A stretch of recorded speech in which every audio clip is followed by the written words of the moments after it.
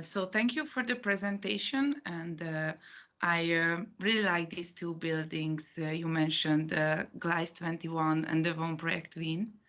I had the chance to visit them, and the vibe is amazing. So sorry for this technical trouble with the videos, but I think Markus gave us a much better comments to the videos. And dear participants, if the chat is not available to you, please use the Facebook evening and ask in comment. If you can't reach the Facebook evening, then please raise your hand with the hand icon here in the Teams surface, and we will say when you can ask your question in loud, okay? And Markus, some of the audience had already written some questions to you during your presentation. So I will lead them out first. And I'm sure that among the audience, there are some enthusiastic people involved in organizing a community housing project here in Hungary. So the next questions could be really interesting to them as well.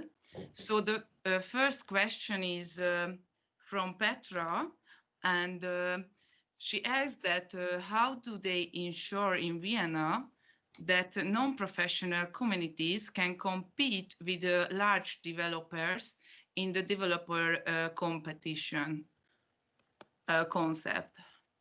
So that's the question. Yeah, the big developers and the small communities. Okay, we have then we have to go even deeper into the system of developers competition. So back when we took part in this competition in 2010 with the Wohnprojekt Wien, we really, so on the one hand, we cooperated as a small group of future users with a developer. So we only could take part in this competition in a cooperation with a developer. But at the same time, we were in competition to other developers. So it was quite unusual then to have this group of users working together with the developer and competing together against other developers. So back in 2011, so for 9 years now, there were this within the system of developers competition. There were very specific small developers competitions for co-housing projects.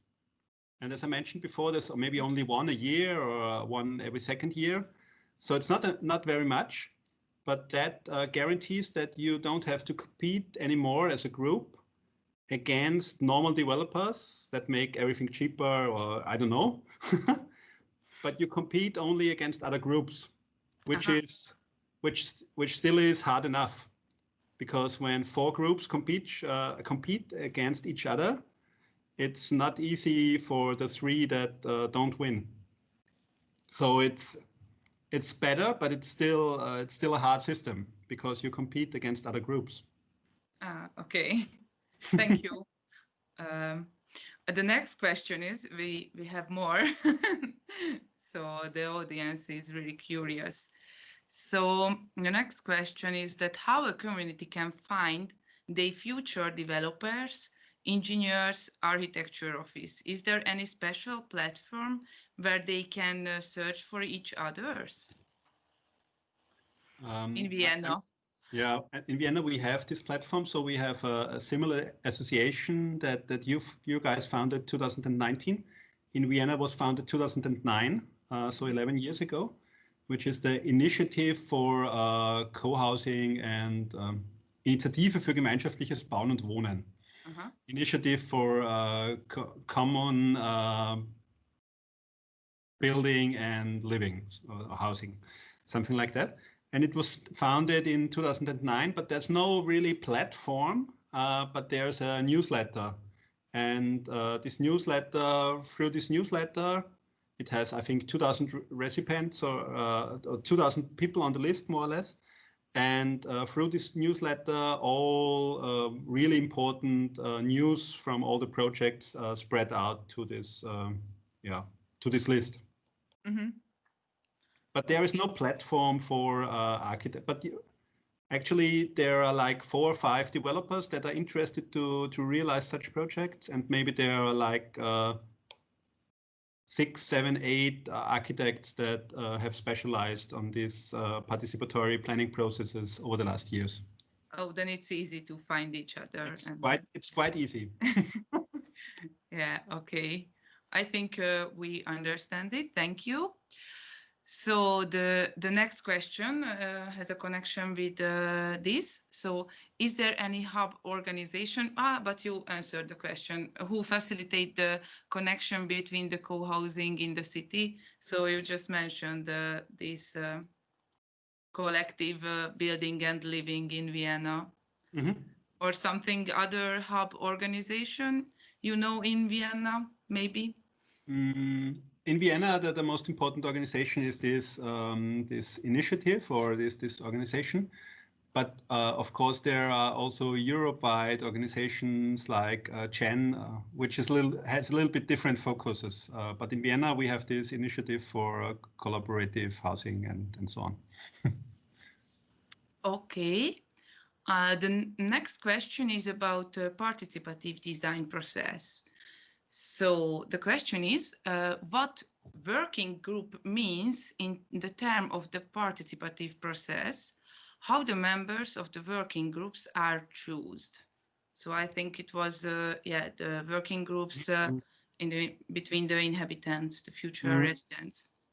Well, I would say that the members of the working groups, they are not chosen. The working groups forms itself out of interest of the members.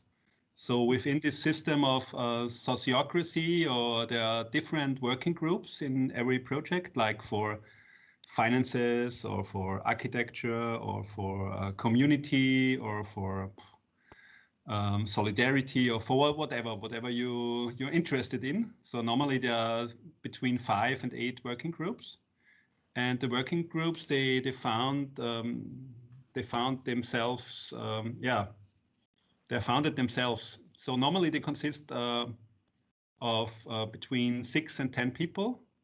That's the usual size, and we work with working groups between 6 and 10 people in these meetings, but they are not chosen or elected. Sometimes there is a specific system for electing the chairman or something, or chairwoman within a working group, but that's very specific then. And do you have any must-have working group? Or you mentioned some kind of working group, but there are some which you have to have. Finance. Yeah, finance. Yeah. Yeah, of course. If you don't care about the or legal questions, you have to care about legal questions and financiation of the whole project, of course. And architecture or planning is another one. And community would be how to care about community, how to create community. So that's maybe the most important, the 3 most important working groups, or the crucial working groups. Yeah. Okay. Thank you. I also have a question to participatory design process as well. So I just wanted to show everybody this book you just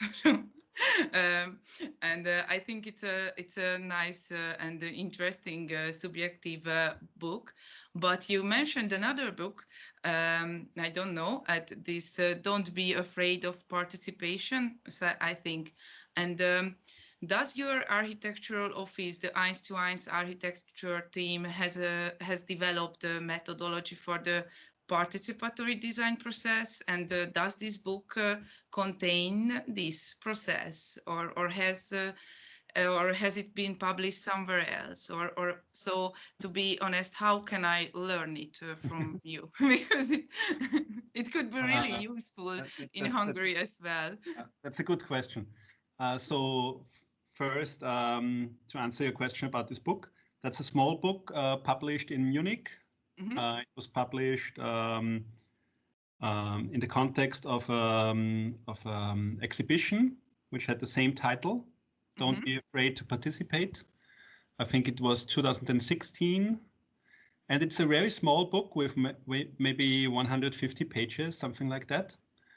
You can find it easily in the internet, I think, and it's incredibly compact and incredibly easy to understand. It's like the really most important organizational forms, methods, themes that you have that you will face within such projects within 150 pages.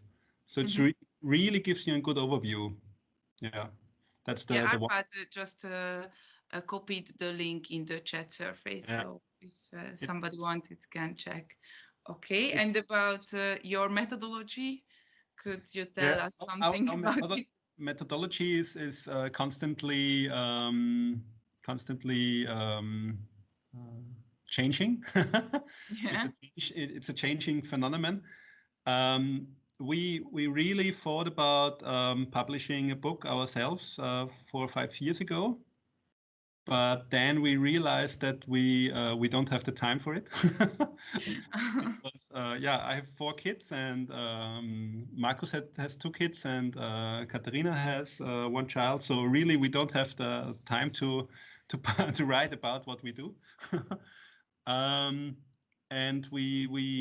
I think we only make these graphics and these methods for ourselves within the office, and we haven't found a system for for distributing this knowledge in any way. So we don't know by now how to distribute some of it. Yeah, we don't know yet. Okay, thank you. It's a shame, but I'm waiting for it. And Arpad wants to say something. Arpi? No, just I have a question. It's a little bit related to what Annamária just said. If I understood well, you started this whole, designing for this type of housing at your own cost. You were member of such a group, right? And but you also explained very well in your presentation why it's important today from the point of view of social sustainability. And my question comes that, of course, 20 years ago, nobody talked about that at university. Does that appear in, for example, university education? We have a big number of university students with us now, so that's why it could be interesting. Or how do you train your newcomer architects, for example, for this whole process? They just learn by doing it? It's a good question. So when I was studying, it was between 1994 and 2002. I was doing my diploma in 2002. Nobody told us anything about participatory planning processes. Nothing. But actually, we were quite lucky, Katharina and me, because we had a good friend who did his master thesis about Ottokar Uhl. It was a Austrian architect who was really the first one in the 70s to work with participative planning processes, starting in. Okay. Can you hear me? Can you still hear me? Because, yeah, okay, now again. So we really were lucky because a good friend of ours did his master thesis about Ottokar Uhl, who was the first architect in Austria to work with participatory planning processes, starting in 1973. And Bernhard did his master thesis and then an exhibition about this guy. And we were always thinking, wow, sounds interesting somehow, but it also sounds really complicated and wow, I don't know.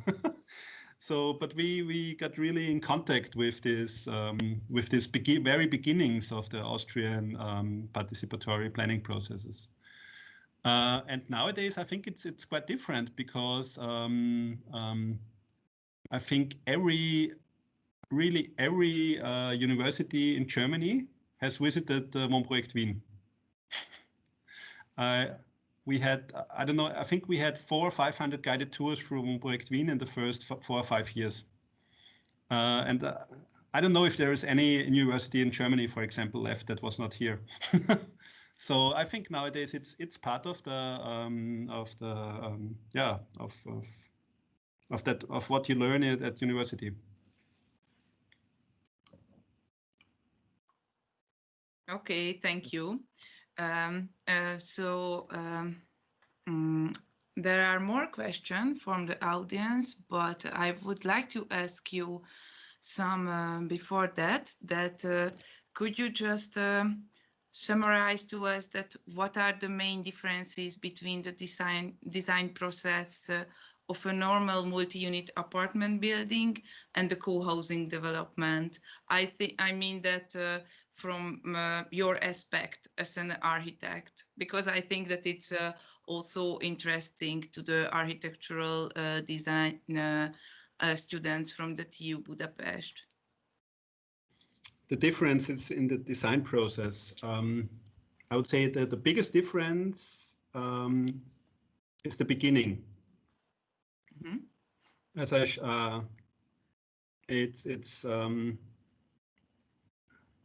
it's quite important that I showed you like these sheets with the pictures of the groups with in this presentation, and the vision, the 3 sentences of the vision before anything else. Mm-hmm. So that's not because I didn't do that because it's easier to tell the story like that. I did that because it's really the starting point. So people really ask themselves, together with our help or with our workshop, most of the time it's a 2 or 3 day workshop, what's their vision? And the vision is not to have a nice flat. Of course, you have a nice flat in the end as well. That's a normal goal. But the vision is what's above the goals and what's above the functional programs. And to think really all together 2 or 3 days about the vision, and maybe that's the biggest difference, that people really learn how to develop common visions, to formulate their visions, and to believe in their visions, and then start to think about goals or buildings or materials or things like that. I think that's the biggest. I think the biggest difference is in the work that you do before the design process, not within the design process. That's the biggest difference. Okay, thank you. And how long does it take to create a common vision? It was a weekend in your case, or 2 or 3 days? 2 or 3 days together. Okay, yeah, so 2 or 3 days. Yeah. Okay. It doesn't make sense to spend 2 weeks with it, or it has to be intense. And it has to. I always think that a dynamic process is quite helpful. So don't make the process too long and too, for months, and it's not very helpful to do very, very long processes. Okay, it's a good advice to one of our collective housing group. It's called Collection Budapest, and they are trying to make a new co-housing building in Hungary, in Budapest. And it's a good advice. Thank you. So there is one more question from the audience, and it says that how the COVID pandemic lockdowns impacted on the community life in Wohnprojekt Wien. What are your experiences? What was the lockdown and how is it? Yeah, the lockdown, especially the first one, was not funny at all for none of us. But yeah, as I mentioned before, it was when you, I think, solitude. Is it the right word in English? Solitude, for Einsamkeit, solitude. Yeah. Solitude is one of the main problems that we are facing in big parts of society nowadays. In not only for elderly people, but yeah, I think solitude is a really big thing.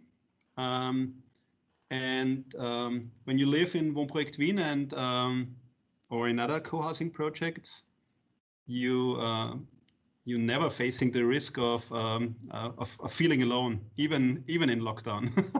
So there was still, even though we didn't meet each other personally or with bigger meetings, or there was always this feeling of not being alone and having help and having this feeling of neighborhood. And yeah, and for example, maybe one example, at Easter Sunday this year, normally we would maybe do a brunch and some people would show up and others would celebrate on their own or what else. And one woman had the idea to make this Easter brunch all over the house. So people they cooked something or made some traditional dishes, and they put the traditional dishes in front of the door of the flat. And so you could take a walk on Easter Sunday morning over the whole house. And I think 20 flats had some dishes in front of their doors. And you could get yourself a brunch, go home again, and maybe greet somebody. And it was amazing. It sounds amazing. It's nice. So maybe it's better in a community to live through this pandemic situation. Sure, that's for sure. Yeah. So there are other questions from Dora, who is interested in the post-occupation experience. So do you experience less social activities because of the social media? Do young people choose to socialize in person as opposed to Facebook? What program seems to be most effective for community cohesion? Oh, more questions, sorry. So the social activities, because of the social media, do you experience less social activities? Yeah, it was the first question. I don't know. I'm not an expert to answer this question, I think. But I can say that, of course, a lot of kids and teenagers love their smartphones in co-housing projects as well, and spend a lot of time with them. But they do not run the risk to stay with their smartphones the whole day, because every I don't know, every hour or every second hour, somebody's knocking on the door and asking, is Emil at home? And is and so there's yeah, they don't run the risk to stay with their smartphone or whatever their device for a really, really long time, because somebody will ask them to play football or whatever. So especially for kids, co-housing projects are really important for their daily life. So they have to choose to socialize in person. No, so because Sometimes the parents they have to, yeah. Yeah, okay. And the last question was that what program seems to be most effective for community cohesion? What programs? Programs or community development programs, or I don't know. So which programs or which helps the community cohesion in a co-housing project? That's a good question. I mean, we did a lot of things methods towards community building, and it's a specific theme or the theme of community building. How you do community building, how this cohesion inside of groups comes to life and stays alive. And in my opinion, what's really, really important is to develop good forms of communication. For example, what we have this talking stick rounds, so that you have some kind of talking stick or some, and that you talk in rounds, that you have like a ritualized form of communication. Maybe it sounds a little bit weird, but but it really helps when 20 people talk to each other, and only the one with this talking stick in the hand is talking, and all the others have to listen. And when you do that, and when you get used to that, it changes a lot in communication. When you're not used anymore to interrupt each other, and or you can use other forms, other methods, but to care about how you communicate with each other. And maybe when it comes to real community building, what I really like as a method is community building after Scott Beck. It's a very specific method, but it's you don't have to do that, but it's quite a cool method. Nice. Okay, thank you. I think there are no more questions from the audience, but I have one more, if it's okay to you and you are not too tired to answer us. So just say if you want to leave. But as it is known among architectural professionals, urban designers, and city dwellers alike, participatory design is complicated and has a longer process than the usual ones. So my question is that to what extent can community planning tools be integrated into the developers' competition model? So because in the developers competitions model, sometimes the process is more quicker than in other process. So how is it possible to put the community, the participatory planning process, put in this process? Or they just give you the time for it, or is it enough time for it? I was shaking my head during your question, and I want to explain why. So I said, no, it doesn't take longer. It's no.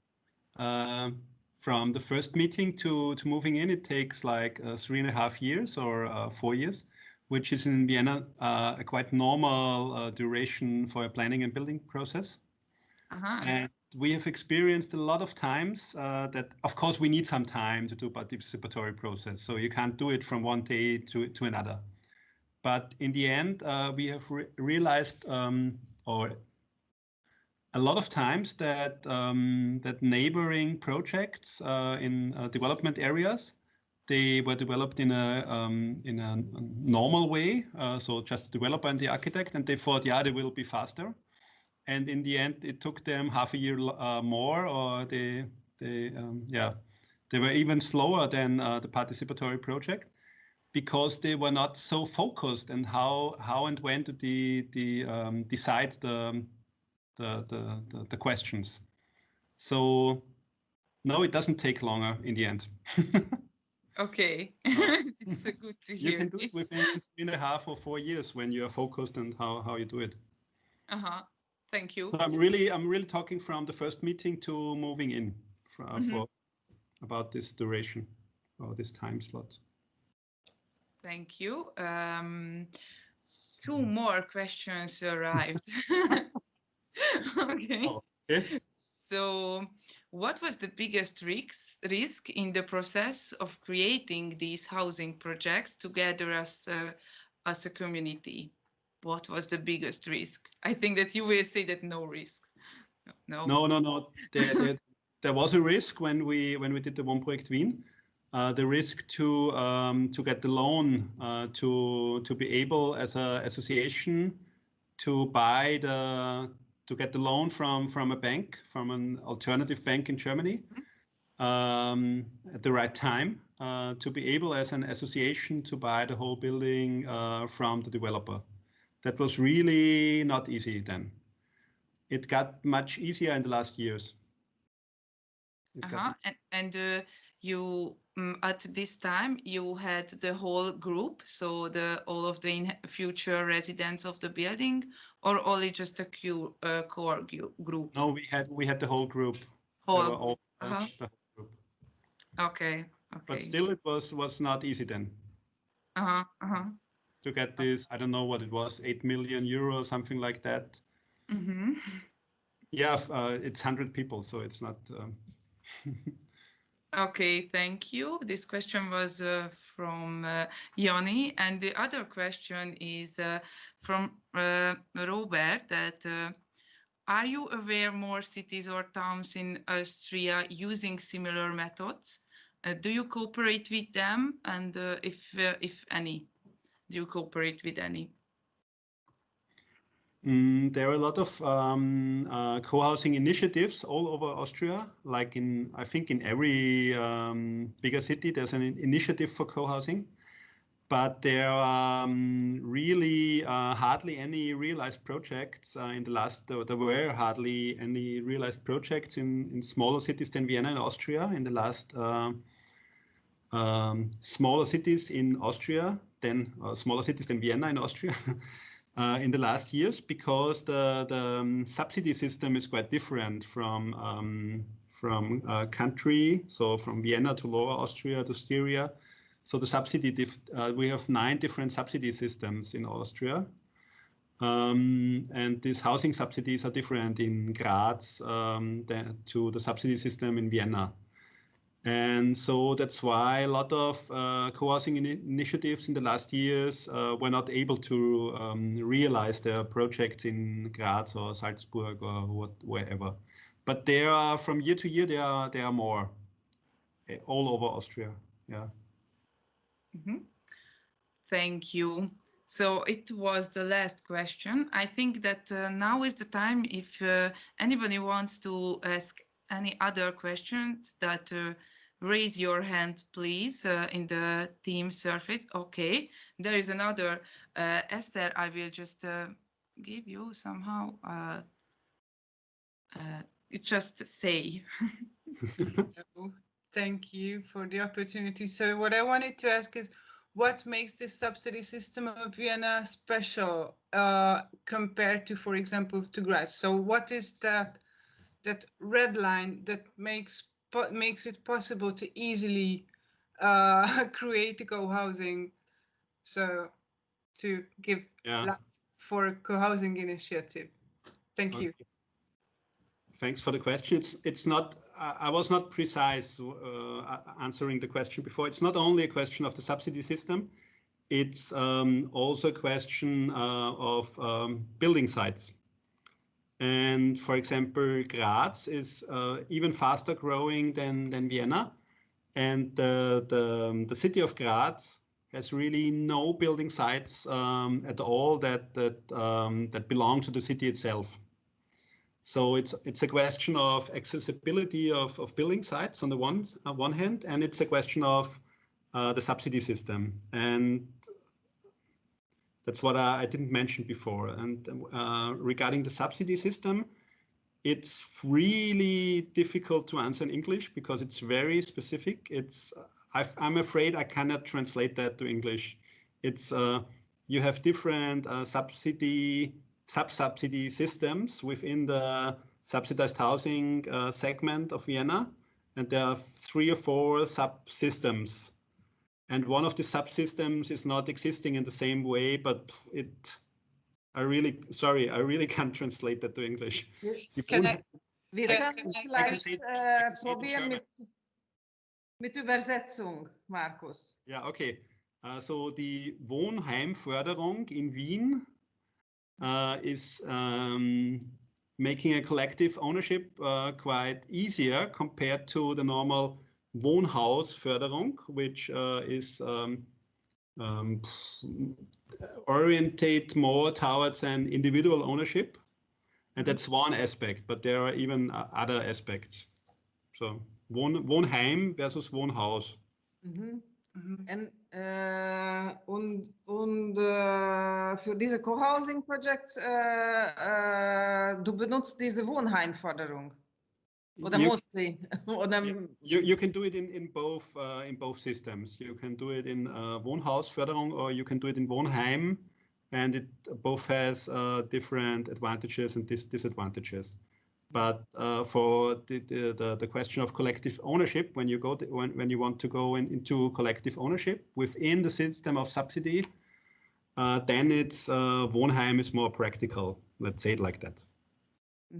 Tehát, hogy kétféle támogatás van, az egyik tulajdonképpen egy ilyen lakó otthonokra vonatkozik gyakorlatilag, és ezt sokkal egyszerűbb integrálni egy ilyen közös ingatlan tulajdonnal. Tehát, hogy egy közös ingatlan tulajdonnal sokkal könnyebb ebben a lakó otthon támogatási rendszerben támogatást találni, mint a klasszikus társasház támogatási rendszerben. Okay. Vielen Dank für die Antwort. Gerne. Thank you. So, any other questions? Okay, I think this was the last, or just say if you have more. But I think we asked a lot from you, and thank you to your time. And if there is no more questions, we really would like to say thank you for your inspiring presentation and for the large amount of information what we get you from today. And we saw nice and positive examples from Vienna, thanks to you. And we get a bit closer the methodology of the developers competition and also to participatory design process and how this works in the real life. And I also would like to say thank you for the audience, for the questions. I think these were really nice. And I hope you will able to use the knowledge what we gained today. We are curious about your experience, so please share it with us if you have something. And don't forget to follow us on our platforms. So just we will continue to organize interesting events in the topic of urban housing in the next year as well. Okay, and the event is recorded and we will share it with you soon. So you can share it with your friends and colleagues who is interested as well. Okay, and thank you, Markus, again. It was really useful to me as. Okay, thank you. Just a quick word, Markus. Thank you very much for the lecture. I was also very happy to see it, especially that I really think that for architecture students, it's important to see that behind the, so to say, interesting and beautiful architecture, there are very complex systems, social and political, and also, of course, technical systems. So thank you very much. We really enjoyed it. Thanks everyone for coming. Thank you very much. Thank you for the invitation.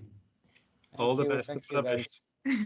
See you. Thank you one day in Budapest or Vienna. Thank you, that's very good. Thank you. Thank you. Danke für alles.